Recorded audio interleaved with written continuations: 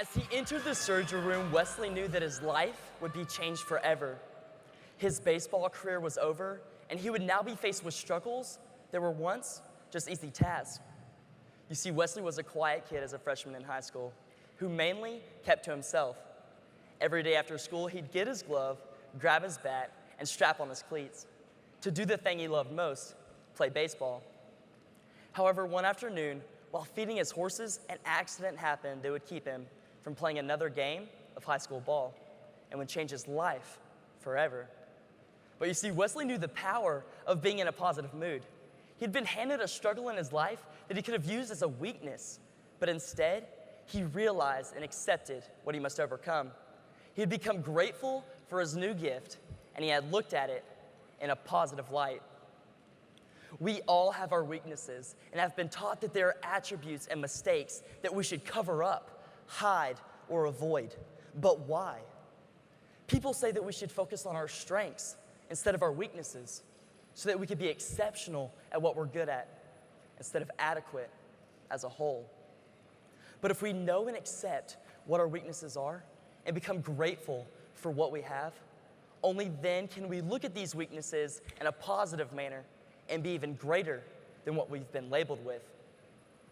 Whether we like it or not, everything in our lives are not perfect. Things don't always go in our favor, and we have all been blessed. Yes, blessed with our own set of weaknesses. Every weakness that we have been judged by has the possibility to be what makes us great. Every bad experience we encounter can be used as a tool to strengthen ourselves. And our imperfect lives, what's a road trip without a few unplanned scenic routes and a couple flat tires? Haven't you noticed that the things that don't always go as planned become our most memorable moments? Wesley Glick had over 300 stitches, 25 staples, and 2 plastic surgeries by the end of his life-changing accident. So you might be wondering, what had actually taken place the day that Wesley's life had changed? Well, ladies and gentlemen, the right side of his chest had been bitten off by that horse, leaving Wesley with only one appendage that most of us have 2 of. And honestly, was the best thing that has happened to him so far. You see, once the surgery was over with and Wesley was up and moving, a kid that would only say a few words was now showing off his chest to people every day, including his friends, an occasional teacher, and even complete strangers. Something that could be looked at negatively in so many ways is overshadowed by the tremendous fact that Wesley's positive attitude is what drove him to be a better person after life became hard. Just like Wesley, we all have been dealt with our own set of obstacles, our own set of mishaps, and yes, our very own weaknesses. There is no way we can avoid what has been given to us, which leaves us with one option: to realize and accept what our weaknesses are. Each and every one of us has something that people have judged us by, or maybe it's something self-conscious that we struggle to keep hidden from others and ultimately ourselves. So what is it? What have you found? What is that one weakness that keeps you from being the best possible person you can be? Are you too conservative? Do you take too many chances? Or are you too regretful of the actions you take? What is wrong with any of these qualities you have discovered? The only thing wrong with them is the fact that you haven't accepted them as a positive part of who you are. Now, I'm not saying we have to be happy when bad things happen in our lives, but we always have the opportunity to be positive. Mr. Barrett Keene is a former National FFA officer from Florida who is currently walking across America to bring awareness to the Global Orphan Project. He is an individual that has inspired me to make a difference and is the true example of a person who can make the best out of the worst. Mr. Keene had told me that when something bad would happen to him or his friends, that they would all celebrate in honor of the fact that they gained an experience, learned a lesson, but most importantly, grew as individuals because of the memories they have received. Mr. Keene shared that once while in Florida, that same group was taking a swim at the beach. The three individuals were all scheming up a wager to make the day a little more interesting.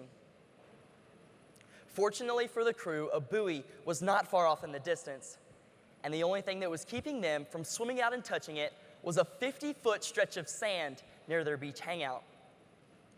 At the drop of a hat, the three men all began racing towards the water and out to touch the buoy.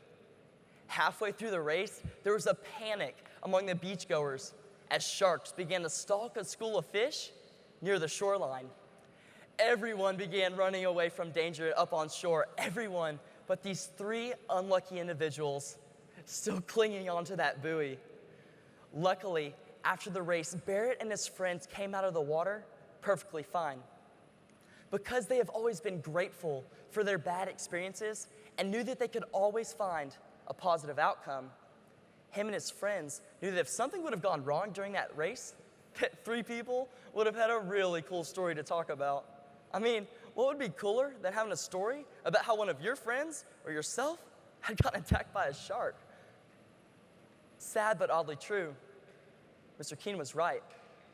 Although crazy and unfortunate things happen in our lives, we must accept and overcome what has been thrown at us and ultimately learn in the process.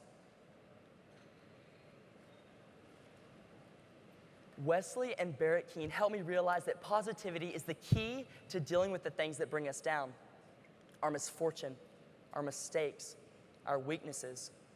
Instead of hoping for a way to get rid of these experiences, we should be grateful for the opportunities that life has presented. We can't allow our weaknesses to become excuses that we use so that people can feel sorry for us and that we can tell ourselves it's okay if we don't fully try. At this moment, I want each and every one of you to think about a time that you have been judged, criticized, or looked down upon because of a weakness. It might be because of something physical, such as your size, your height, or your skin. Or maybe it's because of your abilities, your actions, or your attitude. Now see how you can turn that into your advantage. As for me, I used to be a quick little booger till my feet grew and my body didn't, which slowed me down significantly. Then I realized that these extra inches on my feet can be used as an advantage in the long jump competition compared to other people that had average sized feet.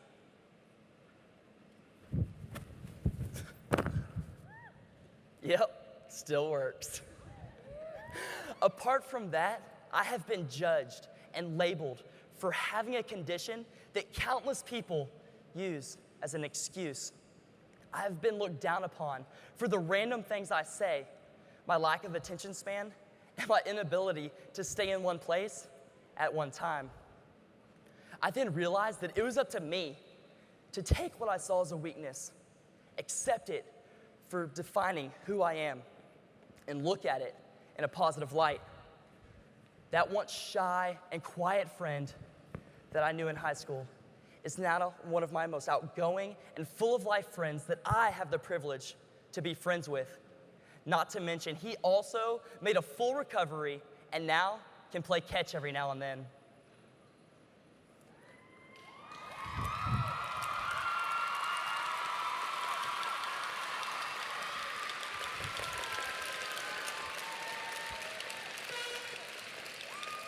Mr. Keene helped me realize that even our most traumatic and horrible experiences have a silver lining, and that we can take more from our mishaps than they can take from us. I have been called childish and immature, all because I have what doctors refer to as ADD. I have now realized that what God has given me is the ability to think outside the box, always stay on my toes, and to make light of any situation. ADD is not a diagnosis, and frankly, I'd much rather not treat it like one. Just like my ADD, the things that should be described as our weaknesses are now what we should use to our advantage. If you are too quiet, know that somebody needs somebody to listen to them. If you're too analytical or insecure, think about how attentive to detail you are on a daily basis.